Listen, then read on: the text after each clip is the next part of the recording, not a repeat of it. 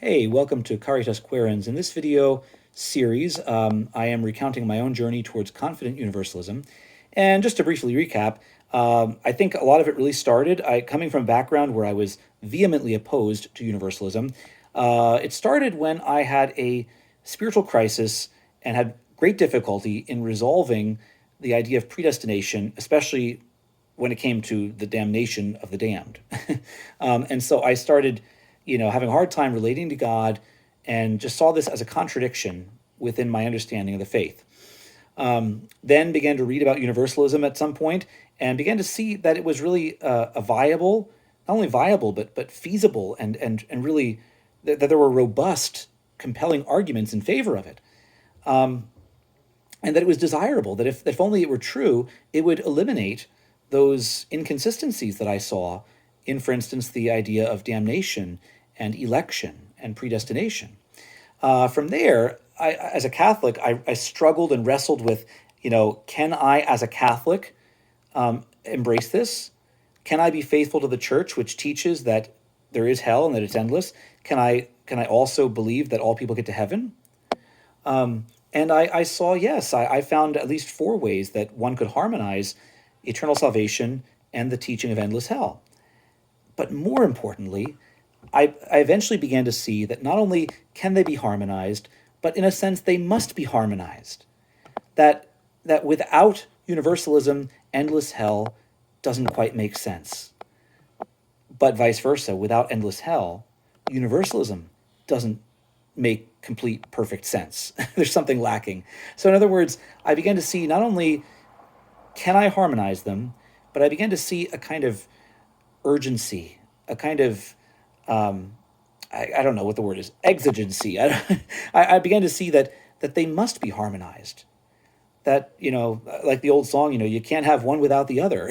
So that laid on me, on my heart, a kind of a feeling of obligation, of urgency to ponder this, to work it out, and to, if I can, to embrace it.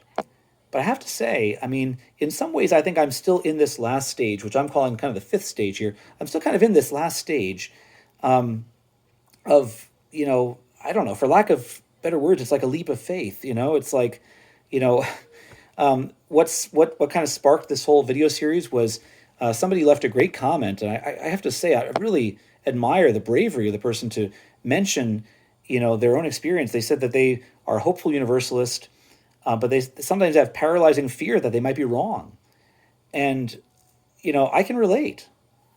I've often thought, what if I'm wrong? What am I going to say when I die, and face God? I mean, I've heard some people say, well, how can God be angry if you say to, what's he going to do? Say like, oh, you thought I was better than I really am. You thought I was more merciful than I really am. Or, but still, I thought, well, if God really is like, sort of like the tyrant of Calvinism and basically chooses to send some people to hell, I mean, that might not be very convincing to him. He might be like, you're going to hell. See, and here's why. You deserve it because you thought I was more merciful than I am, and I'm not. Right? But I will say there are a few things that kind of led me to be willing to take that leap of faith. And I want to mention first of all some things that I read, and first of all, a couple books I read by a guy named Jerry Boscheman. And if he has two books out there. One is called Hope for All, and I forget what the other one's called. But if you look them up, you'll find them. They're both very easy reads. I have to say, if I were going to recommend just like a first book to read about universalism, I'd probably recommend you read either or both of his books. They're very easy to read. He does a good job of giving just a kind of an overall perspective on universalism. But especially what I really like is just his, I don't know, his attitude throughout. I just get the sense throughout that he just really cares, and that he's writing this because he really cares even about me, even though he doesn't know me. That he really sees that universalism is for the benefit of others, and he wants to share that, and that really struck me. Another thing that really influenced me was if you go out there online, there's a website called tentmaker.org, tentmaker.org. It's a treasure trove of Universalist resources. There's all kind of articles, books, even everything on there. They also have some videos on YouTube. Now, the man and his wife who founded this, Gary and Michelle Amirault, they died a few years ago. But I remember, fondly watching some of Gary's videos, and he's much better at this than I am, by the way. His videos are much better produced. He's a better speaker than I am. But I just loved watching them. And again, I just kept getting this sense that here's a guy that really cares about this, and he cares so much about people. He wants people to hear this message, and he shares about his own personal story, that he kind of got ostracized and shunned by churches, by other believers for what he taught. But he saw this as something so good that you couldn't hold it in. And finally, I also read a book not too long ago by Dr. Boyd Purcell. I think he actually has written maybe 3 or 4 books. I've only read one. It was a book called Christianity Without Insanity. And so Dr. Purcell has been a hospital chaplain, a therapist for many years. And in this book, one of the arguments he makes is that the doctrine of endless hell causes a lot of psychological damage to people. And so he says, on the contrary, universalism is actually very healthy for people, and it fosters sanity. And that just really touched me because, I will share one thing. I'm actually currently working towards certification as a Christian spiritual counselor, because as part of the crisis I went through, I went through a period of brokenness, and I've come to realize that there is hope and that I can be joyful. And a lot of it I see comes from, in fact, I would say really in essence, all of it comes from ultimately a proper understanding of God, proper knowledge of God, proper relationship with God. That fosters psychological sanity, which in turn fosters physical health and happiness.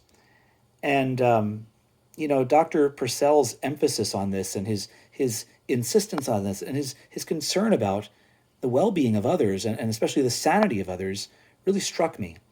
And so I began to see this as something that is bigger than me. It's not just about whether or not I should embrace this, whether or not I should believe this, whether I should just keep it inside and kind of toe the establishment line and look like I reject universalism, but in my heart not. It's bigger than that. This is about others too. I thought I suffered a lot from an incomplete and in some ways flawed and imperfect understanding of God and relationship with Him, and I don't want my own children to have that. I want them to have a good understanding and relationship with God. And I believe in order to have that they have to have the fullness of the truth. The truth shall set you free. And so they need to have not only endless hell, but also universal salvation. By the way, I would say I do kind of disagree with Dr. Purcell. I don't think the problem is endless hell. I think the problem is endless hell without universalism. Again, I believe that the two are not mutually exclusive. In fact, I believe the two are harmonious and are actually mutually enriching, that they complete and perfect each other. And so I believe that in reality, the problem is not endless hell, but endless hell without universalism. So anyway, I began to see this as something that, is good for the human race. And so suddenly it becomes not just about, is universalism possible? Is it viable? Is it feasible? It became not just about, is universalism is it convincing enough or compelling enough? Is it possible to harmonize it with my beliefs, with the teaching of the church? It became even more than just about, does it have to be there? Without universalism, does everything else make sense? In other words, do you have to have universalism in the picture? It became a matter of this is good for the human race. And, do I need to make that leap of faith, not only for my benefit, but for the benefit of my loved ones and others as well? I mean, that's why I'm making these videos, by the way, because I've been through hell. I know, literally, I've been through hell, and I've suffered much, and I realized that so much of it was avoidable. Suffering is unavoidable. We all have to suffer at some point, right? But so much of it was avoidable. If only I had the full picture. If only I had the full truth. If only I had the understanding of both endless hell and universalism and the rest of the teachings of the church, the rest of the faith, then I could have avoided all this spiritual crises I'd been through and psychological crises that kind of trickled down from them, and physical unhappiness and crises that trickled down from that. Okay, I could have avoided it, and it pains me to know that there are other people out there suffering similar things, like that poor person that left a comment that told me they have paralyzing fears that they might be wrong about this. I don't want you to have to deal with that. I want you to have to be able to live a life of joy, of peace, and of true love in union with Christ, in full union with Christ. At the end of the day, if I die and I'm wrong, I do believe that at the very least God is just. And even people who reject universalism say that God is just, that he is perfectly just and fair, right? Well, hey, I'm being sincere about this. To the best of my knowledge and my understanding, I think universalism makes sense. I think it's harmonious with the rest of what I believe. I think, in fact, not only is it harmonious, but it's mutually enriching, that without it, the rest of what I believe is imperfect, or somehow lacking something. So I really believe that. I'm really sincere. What is God going to say when I die if I'm wrong? Is he gonna say, how dare you make a mistake? How dare you, in your sincere searching for the truth, how dare you assume that I was better than I was and be wrong about it, even though you really meant it, even though you were trying your best? No, I don't think that at all. I think he will take account of that. And if I am wrong, I think he'll say, well, I know that in your heart you really believe this was true. You're doing the best you could. And moreover, you were doing this because you love me and you want to know me more intimately.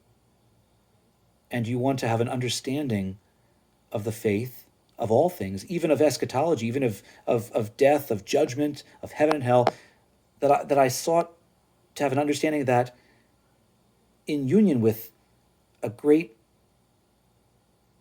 idea or the great knowledge of God as loving Father. And also that I did it because I love others, and I want others to have that relationship, that intimacy with God as loving Father. And, I don't think God will hold that against me. So anyway, I will admit, there are times when I still struggle, still have doubts, have setbacks. But I really believe this is true. I don't think God will fault me for that.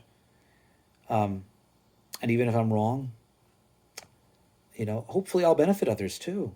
Hopefully people will be able to live more fulfilling, enriching lives now, in the here and now.